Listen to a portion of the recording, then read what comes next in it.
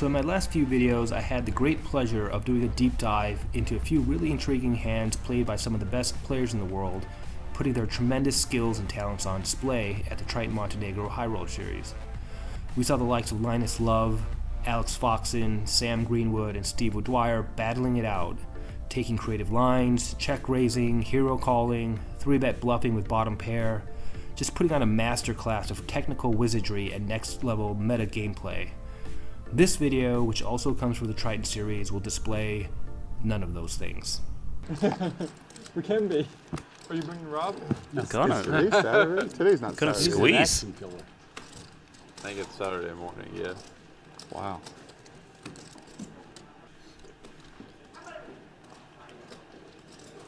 So Lang Yu trying to decide what to 4-bet to. After JRB squeeze. So Mr. Liang opens under the gun, ace-king off, 3x the big blind. Two people fold, then Tom Dwan calls in the cutoff with ace-6 suited, and Rob Young calls on the button with ace-3 off. These are both wide calls, which I think probably should be folds, or perhaps 3-bets with very low frequency, but they are so deep stacked and it's a cash game, so you expect to see some looser play. The action then goes to JRB in the small blind, and he decides to get a bit frisky by 3-bet squeezing with 5-3 suited, bumping it up to 32 million won, or around $27,000. It doesn't appear that this is quite an optimal play with the one-gapper, but we do know that you should have some 3-bet bluffs with small suited connectors to balance your stronger holdings, so perhaps this is an okay play. Holding ace-king under the gun against a very aggressive 3-better, Yu decides to 4-bet with slightly more than a min raise. And I think this 4-bet, even this deep stacked, is quite compressed around strong value typically. So while it may have been a good thought from an exploitative standpoint for JRB to try to steal the pot with all the dead money, this is a clear fold.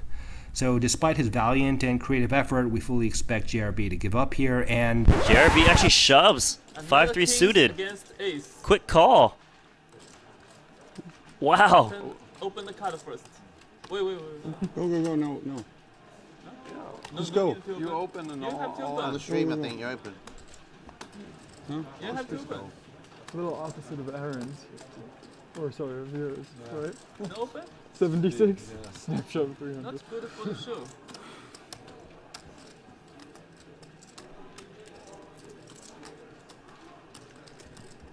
JRB in trouble. Needs a 3 or a 5. He's going to lose this big ass pot. Mr. Liang, very, very small pair. Small pair. He wants to see him. What the fuck? Nice hand. Nice hand. Wow. 他不想亮牌，我知道了，他还行。这个要上 TV 电视的，他不亮也不行，你跟他说，怎么翻译啊？算了，不要刺激他了，他刚输了给你。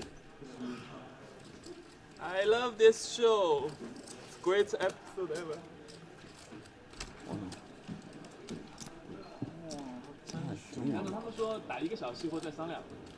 So somehow 再打1个小时。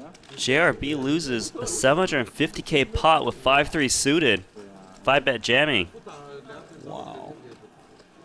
刚赢了，这先打2把，输了可以直接输就下去了，看就不打。 There's some more And wine. he's down 大牌了，遇上这家伙傻。 after being up a lot. He's down about 250,000 after making that big play. One more. so obviously not the greatest result for JRB, but I suppose that's poker, right? Variance is a beast that we must all face in this game, and sometimes we fall. But we have to pick ourselves up and grind on. And as any good lag will tell you, the reason why you 5-bet shove $540,000 with 5-3 suited are for opportunities like this. Pocket rockets. And sometimes things just get better and better as the villain that just stacked you in the previous hand picks up pocket 9s in the big blind when everyone thinks you're tilted. And one of the 9s is in Aaron Zhang's hand.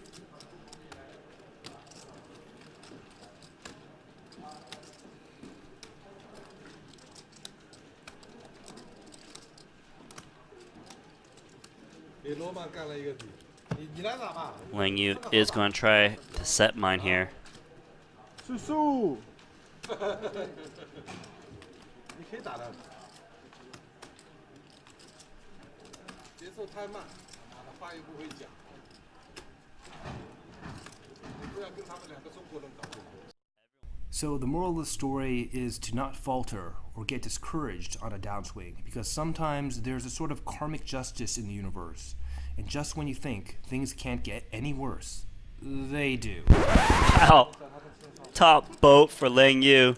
These two are going at it again. JRB bets with his pocket aces, thinks he got the best hand, just pots it.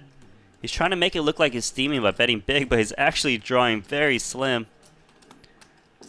Lang Yu slow playing perfectly. Turn card is the 5 of clubs. JRB actually has the ace of clubs as well.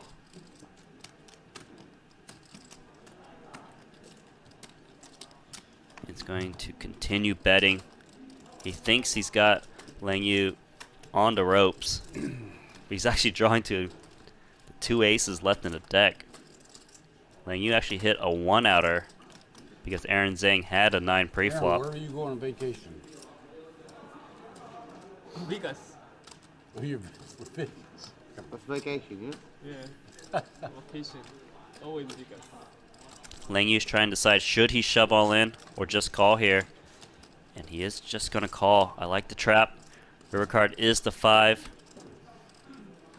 JRB going to shove all in. Snap call. And Lang Yu's going to get the rest of JRB's stack. So upon first glance, it doesn't appear that JRB's play here was quite optimal. He potted the flop on an extremely dry board, made another large bet on the turn when the flush came, and then shoved the river when the board double paired.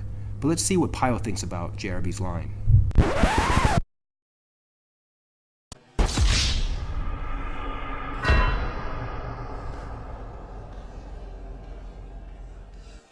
Looks defeated. Finishes his glass of wine. Is getting up away from the game. He's down 500 million. That's 450,000 US dollars after being up